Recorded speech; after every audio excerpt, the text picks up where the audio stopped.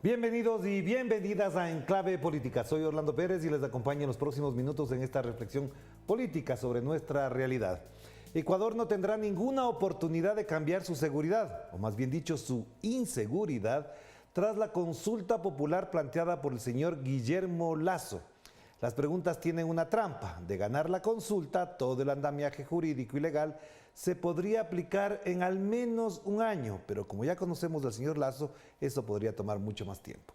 Por tanto, estamos hablando de un proceso político donde las trampas dan cuenta de una conducta de la derecha ecuatoriana, que se declara casta y pura cuando no están en el poder, y en él hacen todo lo contrario a lo que criticaban, sobre todo el abuso del poder y de las instituciones.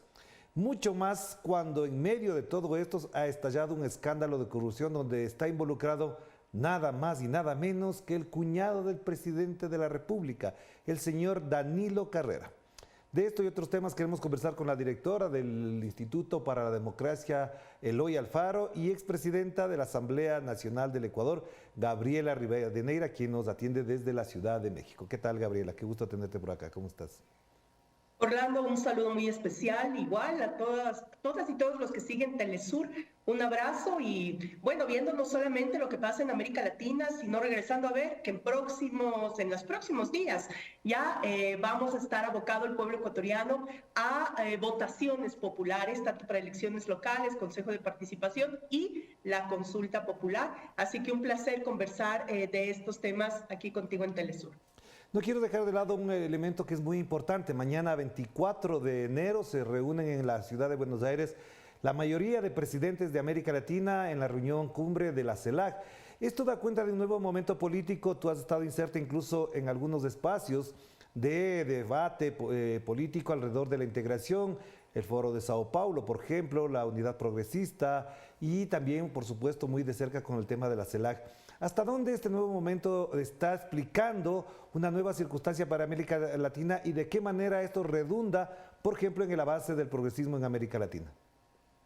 Es fundamental saber que las tres economías más importantes de nuestra región hoy tienen la misma consigna política, que es justamente restablecer el Estado de Derechos para avanzar hacia el bienestar de nuestros pueblos. Y eso lo que hace es justamente convocar en estos encuentros no solo voluntades políticas, sino acciones. Veíamos en horas de la madrugada cómo llegaba ya Lula da Silva como invitado especial, además de la CELAC, en este encuentro de Argentina, pero además ya con ciertos anuncios que realizaran sus cuerpos diplomáticos que avanzaron en las conversaciones previas al encuentro de la CELAC de la moneda común. Realmente esto es importante para avanzar realmente en lo que en algún momento se habló en la primera década del siglo XXI y que quedó trunco, lastimado.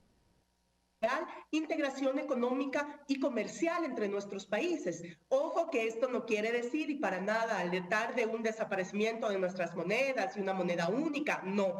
Sería exclusivamente una moneda común entre los países que forman estos organismos de integración para temas comerciales y sobre todo para poner en marcha y en práctica algo que está pendiente, que es el Banco del Sur, lo que ayudaría a soportar economías de otros países más débiles, entre esas, por ejemplo, la del mismo Ecuador, para que no tenga que golpear la puerta del Fondo Monetario Internacional, sino que pueda acceder a fondos absolutamente soberanos de la región a través de estas instancias. Así que estamos muy expectantes. Primer encuentro que van a estar realmente los presidentes y la presidenta de nuestra región en este encuentro de la CELAC. Así que nos trae muchísima expectativa y esperamos realmente que este tipo de temas como la moneda común, temas de salud, temas de integración, temas además han quedado muchos presidentes en plantear el tema, los países que tienen que ver en la UNASUR, también restituir las conversaciones y de este tema, que el Ecuador no va a poder escabullirse de este tema, ¿no? Conocemos que va también el presidente Lasso a la cumbre, sin embargo, el invitado especial de este año, por supuesto, por la importancia y por los recientes acontecimientos, es Lula da Silva de Brasil. Claro que sí, bueno, ya sabemos que va el señor Guillermo Lasso, no sé cómo se sentirá entre tanto progresista, él que es bastante ajeno a estos andares, pero bueno. De todas maneras, regresemos al Ecuador. El día de ayer el presidente de la República apareció en televisión después de una gira que yo no tengo idea cuál será el beneficio para el Ecuador de darse tantas vueltas por Europa, y habló de la consulta y dijo que los antipatrias serán los que se opongan, serán los que le digan no a la consulta. Este discurso, que además de torpe en el sentido político para quienes tienen el derecho a expresarse de otra manera, está involucrando otros elementos, es decir, una campaña muy sostenida. Hay influencers, tiktokers contratados por el gobierno con mucho dinero. ¿Hasta dónde se podrá revertir, según las encuestas, esta tendencia a favor del gobierno y sobre todo esta campaña mediática del presidente acusando de antipatrias a quienes voten no en la consulta? Mira, Orlando, tan débil son los argumentos por la consulta que tienen que acogerse a un argumento de antipatrias o de narcopolítica detrás de los que están del no. Esa es la debilidad que tiene la consulta popular, para que sepan todas y todos los que están siguiendo. Y es algo que no nos es nuevo, es decir, en la consulta popular del 2018, emprendida en ese entonces por el presidente Moreno, prácticamente tiene la misma intencionalidad. Uno, legitimarse. No tenemos un presidente que a los 2 años recién goce de una popularidad o un nivel de credibilidad. Es más, el presidente ecuatoriano está dentro de los últimos presidentes de credibilidad y aceptación popular. Esto ya te da un parámetro de saber por dónde va. Legitimar a través de un voto popular, donde seguro sus candidatos y candidatas a nivel territorio se han visto mermados por esa baja popularidad y pretenden que la consulta popular aumente o dé un poco de legitimidad a un gobierno que está prácticamente agotado y que está además mostrando una mediocridad extrema en el manejo de los temas país, ¿no? En segunda instancia, igual en el 2018, ¿qué decían, Orlando, ante una consulta inconstitucional? Los que están en no son los corruptos, ¿no? En el 2018 era eso, y éramos la única organización política que estuvimos por el no. Jamás pudieron demostrar un solo acto de corrupción. Todos los supuestos investigaciones judiciales emprendidas ante la dirigencia de la Revolución Ciudadana son por acontecimientos políticos y hechos políticos. Ahora vuelven a la misma, no pueden demostrar que el correísmo, porque esto se basa además en un profundo debate de odio entre correístas y anticorreístas. Entonces ahora no pueden asumir otro rol, otra palabra que sea desprestigiar y deslegitimar al adversario, cuando hemos sido nosotros los primeros en salir a decir no a una consulta. Nos alegra que ahora ya sea esta nueva dirigencia del movimiento indígena como la CONAIE, la que también haya salido con una voz muy fuerte en contra de esta consulta popular. Sin embargo, ya vemos como Pachacuti, Partido Social Cristiano, Izquierda Democrática, entre otros, ya se alinean nuevamente al gobierno en esta lógica de nuevas mayorías o mayorías móviles que además están muy pegadas a los ámbitos y a los espacios de poder. Entonces, en ese sentido, yo decía, podemos analizar la consulta de pregunta en pregunta para saber cada pregunta por qué no a esa pregunta, pero más allá, en su globalidad, nosotras y nosotros hemos decidido decirle no, porque es justamente una herramienta para legitimar a un gobierno mediocre, a un gobierno que no soluciona la vida de la gente, y a una consulta que está muy lejana de solucionar los temas que más preocupan a la ciudadanía, que son los temas de inseguridad. La semana anterior veíamos, Orlando, como ya sacaban diferentes agencias internacionales que el Ecuador se convirtió ya no en el segundo país más peligroso, sino en el país más peligroso del continente. Entonces, yo no me entiendo cómo podemos justificar un gobierno que a través de una consulta pretende tapar su mediocridad e ineficiencia al no presentar un plan integral de seguridad para la gente, y que es lo que le hemos estado pidiendo durante estos 2 últimos años. Así que la consulta es eso, es una consulta, como tú lo decías, que tiene mucha trampa en su interior, cuyos anexos además están claros de que no va a solucionar los temas de inseguridad de manera inmediata. Al contrario, va a profundizar la tramitología y la burocracia nacional, y además mover acuerdos internacionales, porque si no la consulta no tiene sentido, no tiene razón de ser. Pero Gabriel, entonces, si en todo esto hay ese sesgo político, discriminatorio, excluyente, además de calificar de antipatrias, narcotraficantes, ¿cómo se entiende entonces que una consulta de esta naturaleza ocurra en medio de un escándalo donde efectivamente lo que parecería antipatria es robarle el Estado, la plata del Estado a la patria, es decir, es un robo a la plata del Estado, el robo a la plata de la patria. ¿Esto no merma, disminuye la posibilidad de triunfo de la consulta, señor Guillermo Lasso? Esperamos que sea esto y todo lo que ha venido haciendo el gobierno. Es decir, no es un primer escándalo, si bien es cierto, esto es el más grave, porque además no se trata de personas externas a Lasso, allegados, no, se trata de su cuñado y se trata de su gente de confianza. Recordemos que uno de los involucrados fue su vicepresidente en todos los años cuando él fue presidente del Banco de Guayaquil. Es decir, ya traen justamente una relación de larga data, incluso estuvo preso por temas de narcotráfico y cuando salió de la cárcel volvió a ser parte del gobierno de Guillermo Lasso. Es decir, esto ya viene desde una relación de larga data que si ahora se evidencia un tema de un ámbito estrictamente apegado a los temas de investigación de corrupción, pues entonces ya podremos ver la cola que trae todo esto, ¿no? Por eso es que yo creo que también los allanamientos, la demora de la Fiscalía en los allanamientos, que ahora no existe ni una sola persona detenida y que ya hayan alertado que las personas involucradas incluso hayan salido del país. Es decir, esto evidencia también que la Fiscalía tiene anclado justamente o está anclada a estas lógicas de poder de Guillermo Lasso. Frente a una desinstitucionalización que tenemos del Estado, que lo venimos diciendo desde hace muchos años, que además es un Estado débil, entonces las autoridades de control no tienen posibilidades de ejercer libremente sus acciones como lo hubiera sido este caso. Este caso es muchísimo más grave que el de supuesta instigación o el de supuesta rebelión porque allanaron, metieron presos, grilletes, etcétera. Hoy vemos, en cambio, una impunidad que ya se acerca prácticamente a este caso. Pero es esto. Es el Fondo Monetario Internacional, el sobreendeudamiento, la falta de obra pública, la falta de un plan integral de seguridad, la falta de educación, la falta de salud, la falta de bienestar de la gente, que es lo que nosotros justamente abocamos para que los ciudadanos y las ciudadanas estemos conscientes de que ir a dar el 5 de febrero nuestro voto en las urnas es absolutamente clave para tratar de dar un giro a la realidad que está viviendo el Ecuador. Yo quiero solidarizarme con las familias de quienes han perdido seres queridos por sicariato o por feminicidio. Y eso ya no es algo que hable el presidente. Anoche escuchaba unas declaraciones del presidente. El año anterior cerró, desde el 2014, que en mi periodo de presidenta de la Asamblea aprobamos el feminicidio como figura tipificada en el Código Orgánico Integral Penal. El año anterior cerró con el año de mayores muertes de feminicidios.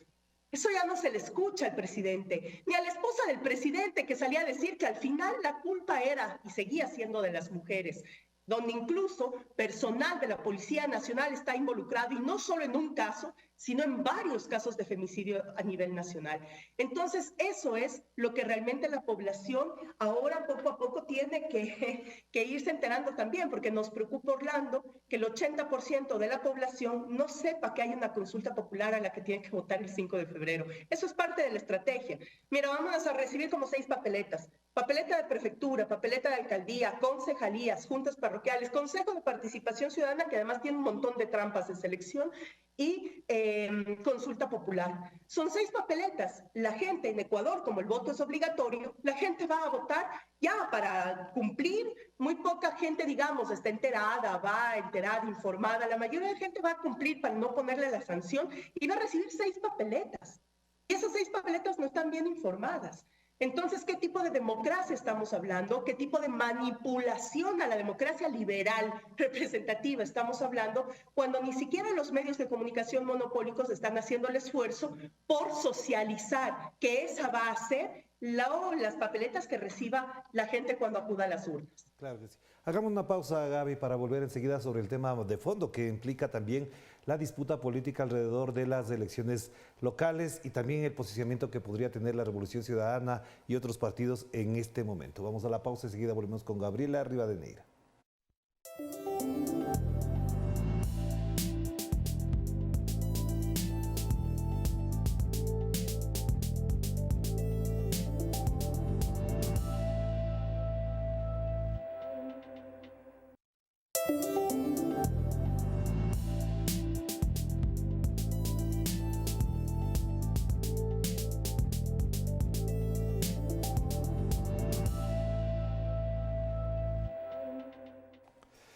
Estamos de vuelta aquí en Enclave Política, seguimos conversando con la expresidenta de la Asamblea Nacional del Ecuador y además directora del Instituto por la Democracia, Eloy Alfaro, Gabriela Rivadeneira. Gaby, uno de los elementos en disputa en estos momentos también tiene que ver con lo que mencionabas hace un momento, es decir, parecería que en el Ecuador la gran disputa política está entre el correísmo y el anticorreísmo. ¿A eso se reduce la política ecuatoriana o de qué manera esto expresa otra situación que no la estamos percibiendo? La derecha ecuatoriana, junto a los medios de comunicación y su retórica para manipular el imaginario de la gente, han hecho ver que la disputa es esa, ¿no? A ver, ¿quiénes son correístas y quiénes somos anticorreístas? Los anticorreístas somos los que defendemos la patria, pero además ese discurso les ha permitido profundizar una política de odio, que ya viene arrastrándose desde el gobierno de Moreno. Recordemos, Orlando, que Moreno se asumió justamente bajo las políticas de represión y de terror del Estado. ¿Qué le implementó? Bolsonaro, Piñera, Duque, Áñez, ahí estaba Moreno. Muchos de los colaboradores de Moreno en ese gobierno y bajo esa política son los que acompañan a Lazo hoy. Entonces ahí vemos que hay justamente una liga o un cordón que les une en este tipo de políticas que profundizan la violencia, que quieren profundizar estas prácticas de odio.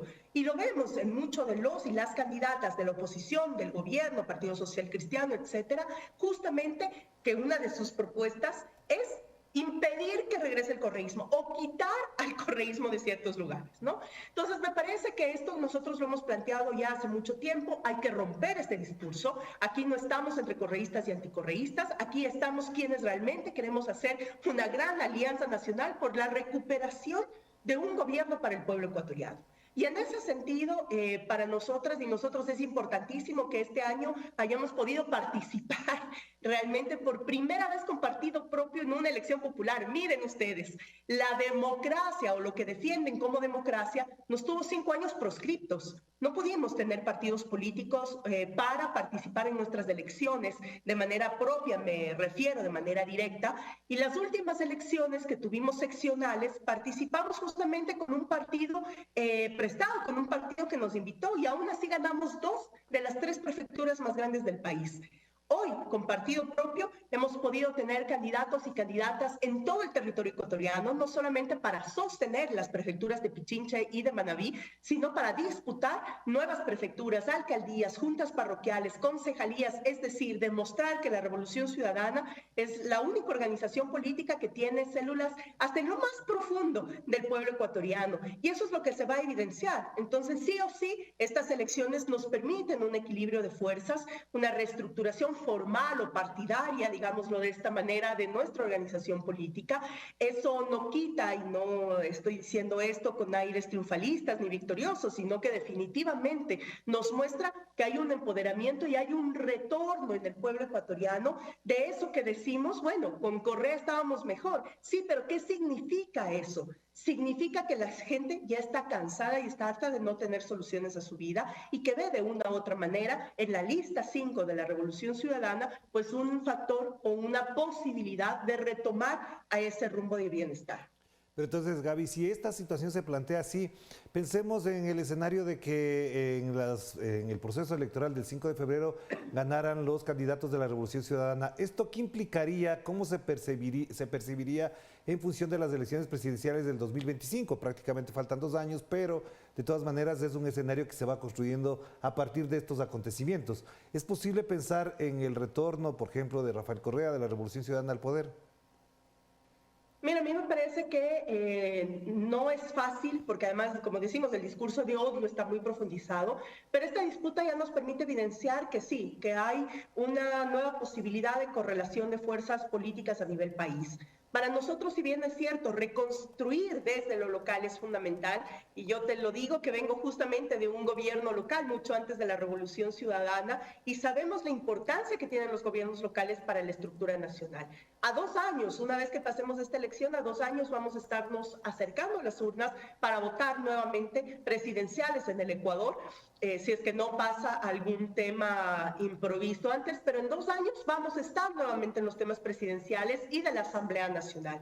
¿Cuál es nuestro interés ahí? No solamente que pueda volverse a revisar los procesos judiciales que tienen a muchos líderes fuera del país, y entre esos, por supuesto, el tema de Rafael Correa, que no depende de un tema de correlación de fuerzas nacionales únicamente, sino además de revisión de procesos judiciales, a los que nosotros estamos abocando también a los organismos internacionales. Estamos muy pendientes de una resolución de la Comisión de Derechos Humanos de las Naciones Unidas que podría aperturar nuevamente estos casos y evidenciar que se trató de una manipulación judicial absurda. Cada vez que yo en un encuentro internacional menciono el por qué Rafael Correa está sentenciado y fuera de su país, es causal de burla.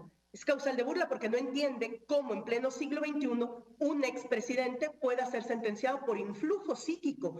Eso es un tema que deja un precedente nefasto, no solamente en la justicia ecuatoriana, sino en la justicia regional. Y en eso, pues, es como Zaffaroni ha sido muy claro. Solamente ahí por una situación. Esto que acabas de mencionar es muy importante porque el presidente de la República actual, el señor Guillermo Lasso, tiene un caso de corrupción en el que si se aplicara el famoso influjo psíquico, él debería estar preso en este momento o al menos sentenciado. Y por otro lado, lo que sí quiero enfatizar es que la prensa que le apoya al señor Guillermo Lasso dice que ahora no es posible señalar ni acusar porque no hay pruebas, porque no hay depósitos, porque no hay transferencias y tampoco porque nada se ha comprobado directamente. Pero esto da cuenta de efectivamente una confabulación y yo digo una colusión, una mafia mediática, eso es lo que implica la palabra mafia, evidentemente entre el poder y estos medios de comunicación que liberan, exculpan al presidente de la República de la corrupción que se ha denunciado ahora. Esto es un punto más a nuestro favor, porque evidencia que la justicia está absolutamente secuestrada. Hablamos de una guerra judicial y cuando hablamos de una guerra judicial hablamos justamente de un accionar del sistema de justicia directamente enfocado hacia una tendencia política para proscribirla. Lo que está pasando hoy mismo en el Ecuador alrededor de este caso de corrupción del presidente Lasso y sus allegados, pues es justamente una muestra más de cómo el caso Sobornos y la sentencia por influjo psíquico fue absolutamente manipulada. Y en ese sentido, abocar a estas instancias para nosotros sí nos da una puerta y una ventana de esperanza de saber que sí, se puede revertir un proceso tan nefasto como fue ese y poder restituir también una fuerza política. Pero más allá de eso, lo que me gusta mucho y lo que yo quiero resaltar en este momento de la política ecuatoriana es que también se han evidenciado nuevos liderazgos. Y hay liderazgos de hombres y mujeres que están disputando sus territorios de manera extraordinaria. O sea, no podemos dejar a un lado a nuestra propia presidenta del partido, Marcela Guiñaga, que está disputando la prefectura de Guayas, Aquiles Álvarez, que está disputando la alcaldía de Guayaquil y que además es una sorpresa electoral, digamos, para muchos en el sentido de lo que ha logrado. Pavel Muñoz en Quito, que ya está liderando las encuestas en Quito, disputando justamente con el exalcalde y destituido alcalde, que además, mira cómo son las tramas o las trampas de la política, más bien dicho. Un exalcalde destituido que hoy dice ser correísta para captar el voto del correísmo, cuando es absolutamente claro que en la capital es Pavel Muñoz el candidato de la lista 5 de la Revolución Ciudadana. Podemos ver a J. Llorede Nazuay, es decir, puedo empezar a enlistar a los hombres y mujeres que están en la disputa, que son parte de este proceso de los últimos años y que hoy toman el protagonismo dentro de la política nacional.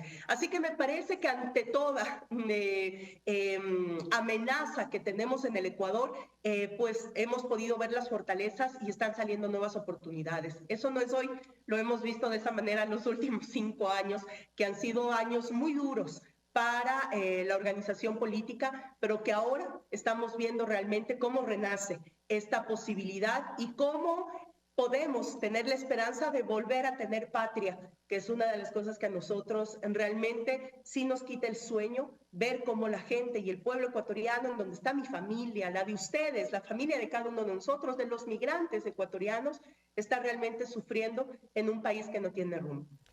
Y para terminar, entonces, la última pregunta, Gabriel. Con respecto a esto que acabas de mencionar de la situación del Ecuador, ¿de qué manera, por ejemplo, se va a analizar, se va a atender un tema que ya está en la agenda y en las prioridades del señor Guillermo Lasso, que tiene que ver con, él dice, las reformas a la seguridad social, que es un tema muy delicado? De hecho, en la constituyente de 1998 se rompió el bloque de la derecha precisamente por este tema. Y anoche el presidente Guillermo Lasso enfatiza que no se va a privatizar el Seguro Social, pero en cambio el jefe de la misión que él ha puesto para reformar dice que no se privatizaría, pero que se haría como se administra una carretera.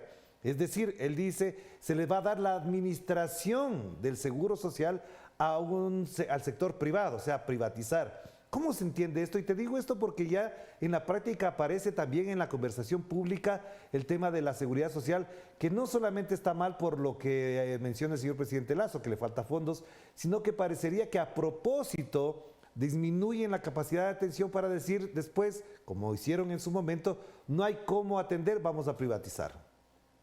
Es un juego de palabras. Cualquier cosa que no sea administrada y manejada por el Estado, pues entra en privatización, ¿no? De una u otra manera. Así que es un juego de palabras muy burdo el que está usando el gobierno.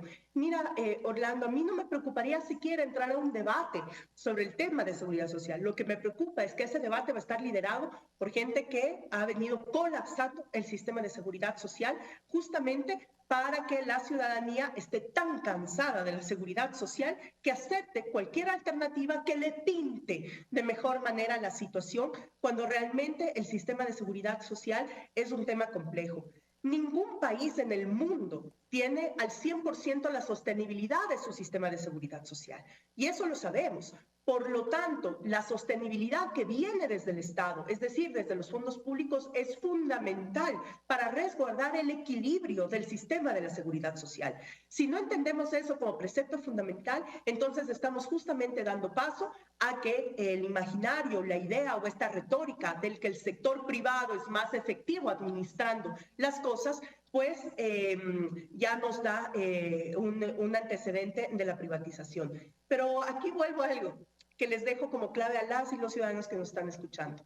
Si es que decimos entonces que el sector privado es más eficiente para manejar lo público, entonces ¿por qué tenemos un banquero, presidente del país, con un gobierno tan mediocre cayendo al barranco? Esa es la muestra más clara de que esa premisa se rompe y de que es falsa.